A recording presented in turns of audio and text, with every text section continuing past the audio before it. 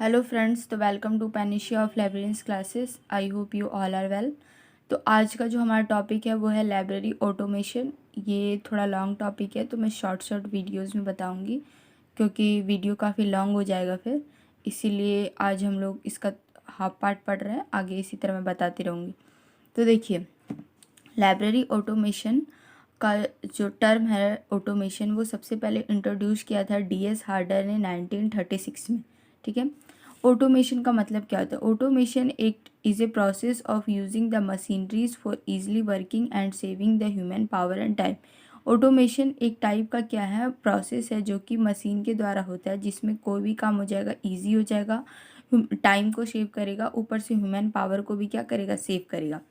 Library automation का मतलब क्या होता है? When we use machineries for collection, processing, storage and retrieval of information and do and other works of library with the help of machinery, that called library automation. जो हम लोग machine से collection, processing, storage, retrieval of information का काम करेंगे, या तो library के जो अदर बुक्स हैं, अदर वर्क्स हैं, वो सब करेंगे, तो वो क्या कहलाएगा? Library automation. और फ्रेंड्स, आप लोग मेरे टेलीग्राम चैनल से जुड़ जाइएगा और चैनल को शेयर, लाइक से सब्सक्राइब करना मत भूलिएगा, क्योंकि लिटरली मुझे काफ़ी ज़्यादा मेहनत लगती है, तो इतना तो आप कर ही सकते हैं। अब देखिए, अब हम लोग को देखना है कि लाइब्रेरी ऑटोमेशन का नीड क्यों है, हम लोग को ज़रूरत क्यों है।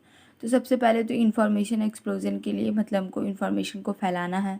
दूसरा सबसे बड़ी बात है कि नंबर ऑफ़ यूज़र्स को बढ़ाना है, क्योंकि आजकल जिस तरीके से टेक्नोलॉजी बढ़ चुकी है, हम लोग अपना सारा प्रोसेस ऑफलाइन मोड नहीं कर सकते हैं, हम लोग को ऑनलाइन करना पड़ेगा। क्योंकि जो है, जो मेनली जब हम लोग को कोई भी काम स्टार्टिंग करें तो यूज़र्स जो होते हैं ज़्यादातर डिस्टेंस के होते हैं, तो हम लोग को उनको अपनी तरफ इंटरेक्ट करने के लिए, या तो अगर लोकल यूज़र्स भी हैं तो वो डायरेक्ट लाइब्रेरी में नहीं आएंगे। वो अगर आपका प्रोटोकॉल, जो आपका एडवर्टाइजमेंट वगैरह सब जो भी कुछ है लाइब्रेरी के बारे में, वो नेट पे पढ़ेंगे, तो क्या होगा, आपका इन यूज़र्स क्या होंगे, बढ़ेंगे। तो हम लोग को इसलिए भी लाइब्रेरी ऑटोमेशन करना ज़रूरी है, क्योंकि सबसे मेन पॉइंट है कि यूज़र्स हमारे बढ़ जाएंगे, ऊपर से हमारी क्वालिटी अच्छी होगी, स्पीड अच्छी होगी, इफेक्टिवनेस सर्विस का बहुत अच्छा होगा। ये एक टाइप का कम्युनिकेशन टेक्नोलॉजी का इम्पैक्ट है। फिर दूसरा क्या कि इंफॉर्मेशन रिट्राइवल का जो इफ़िशियंसी है वो भी बढ़ जाएगा। ठीक है। अब देखिए, अब सबसे पहला हम लोग को देखना है कि information retrieval process, information library automation का प्रोसेस का हिस्ट्री क्या है, मतलब किस तरीके से ये पैटर्न वाइज लाइब्रेरी ऑटोमेशन क्या हो रही थी, लाइब्रेरी में आ रही थी। तो देखिए, लाइब्रेरी ऑटोमेशन का जो आइडिया है, सबसे पहले डॉक्टर जॉन सॉ बिलिंग ने दिया है, ये आइडिया दिया है। तो लाइब्रेरी ऑटोमेशन का आइडिया इन्होंने दिया है, डॉक्टर जॉन सॉ बिलिंग। ये USA के साइंटिस्ट हैं और ये एक सर्जन है। अब देखिए, हरमन हेलरिथ, इन्होंने टेबुलेटिंग मशीन बनाया, एक टेबुलेटिंग मशीन कंपनी बनाई 1896 में, जो कि बाद में international business machine IBM machine बनी। ठीक है। उसके बाद इन्होंने हरमन हेनरिथ ने पंच कार्ड का बनाया 1930s के टाइम पे। तो सबसे पहले लाइब्रेरी ऑटोमेशन के लिए पंच कार्ड का यूज़ होने लग गया, कब? तो 1930s में। और किसने बनाया? तो हरमन हेलरिथ ने। ठीक है। उसके बाद 1961 में KWIC इंडेक्सिंग सिस्टम यूज़ होने लग गया, कीवर्ड इन कॉन्टेक्स्ट, जो कि HP लुहून के द्वारा दिया गया है। इसी टाइम पे प्रोजेक्ट मेडलेयर्स स्टार्ट किया गया, जो कि क्या करता था, for measuring efficiency of computer retrieval system, जो कंप्यूटर के द्वारा जो रिट्राइवल सिस्टम है उसको बढ़ाने के लिए प्रोजेक्ट मेडलेयर्स का स्टार्टिंग हुआ कब? 1961 में। Computer circulation system,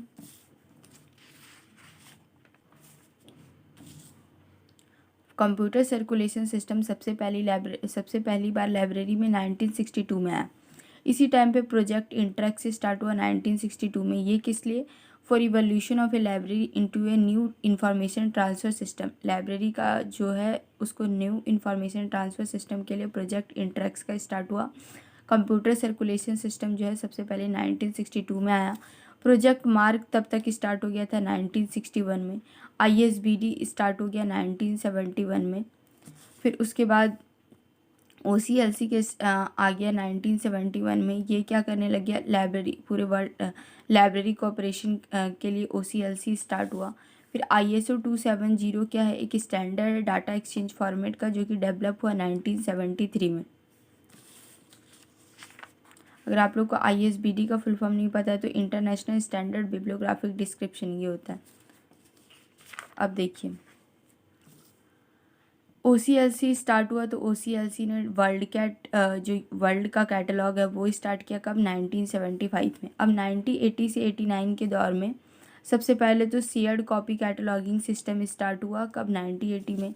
CD-ROM database start हो गया इंडेक्सिंग और एब्स्ट्रैक्टिंग जर्नल्स के लिए कब, 1980 में। OPAC सिस्टम स्टार्ट हुआ। आप लोग देख रहे हैं कि किस तरीके से धीरे धीरे क्या कर रही है, लाइब्रेरी मशीन की तरफ जा रही है, लाइब्रेरी के सारे प्रोसेस मशीनों के दौरान। तो ये ईयर वाइज डेवलपमेंट है। उसके बाद 1990 से 99 के बीच में Z39.50 का प्रोटोकॉल का स्टार्ट हुआ 1995 में। ये कॉपी कैटलॉगिंग के लिए यूज़ किया जाने लगा to share bibliographical information and overcome the problems of database.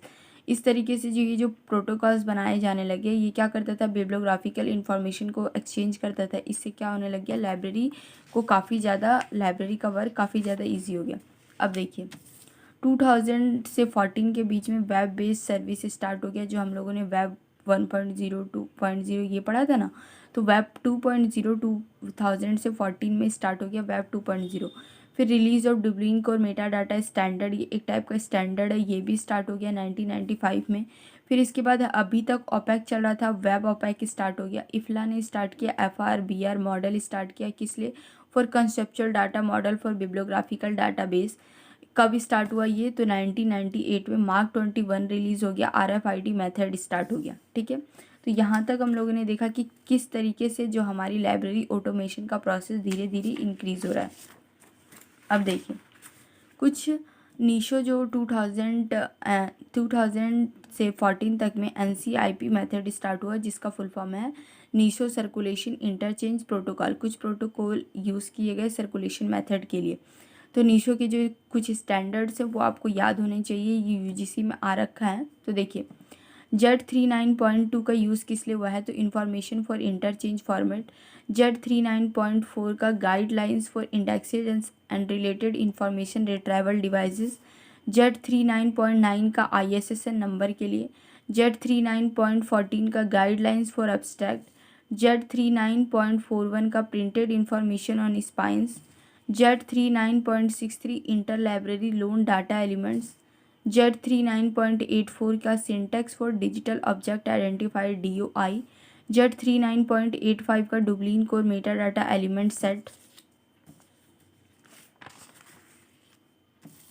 फिर देखिए Z39.71 का होल्डिंग स्टेटमेंट, ये भी 2000 के टाइम पे। Z39.50 डिस्ट्रीब्यूटिव कैटलॉगिंग या कॉपी कैटलॉगिंग, ये 1995 में स्टार्ट हुआ था। तो ये कुछ नीशो की स्टैंडर्ड है, इससे डायरेक्ट क्वेश्चन आता है तो आपको पता होना चाहिए। अब देखिए उसके बाद हमारा प्रोसीजरल मॉडल हम लोग को पढ़ना है, ये लाइब्रेरी ऑटोमेशन का ही है। अब देखिए प्रोसीजरल मॉडल को PA थॉमस ने दिया था। इन्होंने लाइब्रेरी सिस्टम को दो पार्ट में बांटा, एक तो ऑपरेशनल सब सिस्टम, एक एडमिनिस्ट्रेटिव सब सिस्टम। इसी को ही हम ये जो प्रोसीजरल मॉडल को ही हम लाइब्रेरी हाउसकीपिंग ऑपरेशन बोलेंगे। इसमें जो ऑपरेशनल सब सिस्टम है इसको ऑपरेशन सब सिस्टम को बाकी के 4 पार्ट्स में बांटा, एक्विजिशन, प्रोसेसिंग, यूज़ और मेंटेनेंस। एक्विजिशन में आता है select, order, receive, accession. Processing में classify, catalogue, label, shelf. Use में आएगा local, lend, reserve, recall, inter library और फोटोकॉपी का प्रोसेस। अब मेंटेनेंस में आएगा आपका बाइंड, रिप्लेस और डिस्कार्ड। अब कुछ एक्टिविटीज़ और प्रोसीजर भी PA थॉमस ने बताया, जिसको 6 पार्ट्स में बांटा गया, जैसे initiate, authorise, activate, record, report और कैंसिल। अब मैं बताती हूँ कि इस टॉपिक से आपसे क्वेश्चन कैसा आता है। सबसे पहला आपसे पूछा जाएगा कि प्रोसीजरल मॉडल किसने दिया है, PA थॉमस, ये एक क्वेश्चन है। फिर उसके बाद आपसे पूछा जाएगा कि जो प्रोसीजरल मॉडल में लाइब्रेरी सिस्टम को कितने पार्ट्स में बांटा गया, ऑपरेशनल सब सिस्टम, एडमिनिस्ट्रेटिव सिस्टम, ये दूसरा क्वेश्चन है। फिर आपसे पूछा जाएगा लाइब्रेरी हाउसकीपिंग में कितने पार्ट्स में डिवाइड किया गया, तो आपको पता होना चाहिए 4 पार्ट्स में डिवाइड किया गया है। तो कौन कौन से 4 प्रोसेस में डिवाइड किया गया है, तो एक्विजिशन, प्रोसेसिंग, यूज़ और मेंटेनेंस। तो ये अब आपसे क्वेश्चन किस तरीके से पूछा जाए कि प्रोसीजर मॉडल का जो एक्विजिशन पार्ट है उसमें से ये 4 जो रहेंगे उसमें से कोई एक ऑप्शन इन 4 में से नहीं रहेगा। तो आपको ये चारों पता होने चाहिए कि एक्विजिशन में क्या क्या प्रोसीजर मॉडल में बताया गया है। तो सेलेक्ट, ऑर्डर, रिसीव, एक्सेशन, इस तरीके से आपको चारों का ही सारा नीचे का पार्ट्स भी याद रहना चाहिए, इनके प्रोसेस याद होने चाहिए कि एक्विजिशन में क्या होगा, प्रोसेसिंग में क्या होगा, यूज़ में क्या होगा, मेंटेनेंस में क्या होगा। तो इसी तरीके से क्वेश्चन आता है कि एक्विजिशन रहेगा, एक्विजिशन और प्रोसीजर मॉडल आर, फिर उसमें फर्स्ट में सेलेक्ट, ऑर्डर, रिसीव और फोर्थ में कुछ और ऑप्शन रहेगा। तो आपको पता होना चाहिए कि कौन सा ऑप्शन नहीं है या तो कौन सा इसका ऑप्शन है, तो इसको डेफिनेटली याद कर लीजिएगा। उसके बाद जो है डायरेक्ट क्वेश्चन यहाँ से ये बन के आता है कि जो पी ए थॉमस के द्वारा जो प्रोसीजर मॉडल दिया गया, उन्होंने प्रोसीजर और एक्टिविटी को कितने पार्ट्स में बांटा है, तो आपको पता नहीं 6 पार्ट्स में बांटा गया है। ये डायरेक्ट क्वेश्चन आता है, initiate, authorise, activate, record, report और कैंसिल। इसमें से क्या रहेगा कि कुछ 2-2 करके दिए रहेंगे, आपको बताना होगा कि कौन सा इसमें नहीं है। तो आपको बताना होगा कि कौन सा पेयर गलत है, पेयर करके दिया रहेगा तो आपको उस तरीके से बताना होगा, या तो मॉडल्स लिखेंगे आपको बताना होगा कि कौन इसमें से कौन से नहीं है या तो कौन से हैं। तो इन 6 के भी आपको नाम याद करना है। तो आपको पता चल गया कि प्रोसीजर मॉडल में क्या याद करना है, पहले साइंटिस्ट का नाम याद करना है, 2 पार्ट्स में बांटा है, इन चारों का भी नाम याद रखना है कि किस किस इसमें बांटा है पार्ट्स में, और ये किसका पार्ट है, ऑपरेशनल सब सिस्टम का, एक्विजिशन, प्रोसेसिंग, यूज़ और मेंटेनेंस। एडमिनिस्ट्रेटिव सब सिस्टम में तो पता है कि आगे का जो एडमिनिस्ट्रेटिव प्रोसेस होता है लाइब्रेरी में सीनियर्स के द्वारा वो। तो ऑपरेशन सब सिस्टम में क्या क्या होता है, एक्विजिशन, प्रोसेसिंग, यूज़ और मेंटेनेंस, फिर उसके जो पार्ट्स हैं वो आपको पता होने चाहिए। तो ये आपको चारों याद करना है, ये चारों याद करना है, इनके प्रोसेस, फिर इनके प्रोसीजर और एक्टिविटी। ठीक है, ये हो गया आपका प्रोसीजर मॉडल। उसके बाद ये जो है आपका डायरेक्ट प्रोटोकॉल से डायरेक्ट क्वेश्चन आता है, क्वेश्चन आ भी चुका है यूजीसी से, यूजीसी में आ चुका है, ये प्रीवियस ईयर क्वेश्चंस ही है समझिए। तो ये आपको पहले तो एनसीआईपी का फुल फॉर्म पता होना चाहिए, क्या होता है, नीशो सर्कुलेशन इंटरचेंज प्रोटोकॉल। इस तरीके से देखिए आपको स्टैंडर्ड दिए रहेंगे और इस तरीके से आपके ये उनका यूज़ दिया रहेगा। आपको मैच द फ्लॉविंग में ये क्वेश्चंस आता है, तो आपको पता होना चाहिए कि किसका क्या वर्क है, तो इसको याद कर लीजिएगा सारे। ठीक है, अब देखिए, अब ये जो है